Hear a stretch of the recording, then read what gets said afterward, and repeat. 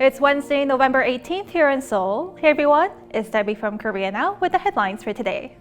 South Korea has become a production hub for COVID-19 vaccine and treatments. Korean biofirms like Samsung Biologics and SK Bioscience have both signed manufacturing agreements for the vaccines with a number of global pharmaceutical firms. The country is also in the process of negotiating the purchase of a vaccine with global companies. In fact, Korea's health minister said on Tuesday that more than 30 million doses of COVID-19 vaccines have been offered to South Korea for purchase, and that the government is currently negotiating to get the vaccines at reasonable prices.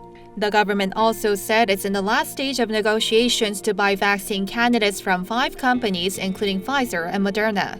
Meanwhile, South Korea added 313 new cases of COVID-19 on Wednesday, marking the highest daily figure in 81 days. The country is set to raise its social distancing measures in the capital region by one notch on Thursday to rein in the upward trend of infections. Korean Air's parent company, Hanjin has signed an agreement with the Korea Development Bank to finalize its acquisition of Asiana Airlines. The investment agreement calls for the KDB to inject 800 billion won, or about $723 million into Hanjin through a rights offering and convertible bonds. The deal comes with 7 mandatory clauses to ensure ethical management of the new integrated airline, including the appointment of 3 board members outside of Hanjin Group. It also states that the management can be replaced if the Hanjin family members engage in any sort of power abuse, like the infamous nut rage incident by the group's heiress Cho Hyun-ah back in 2014.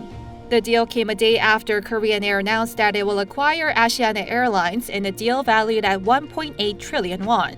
If things go well, the deal is expected to be completed by June next year.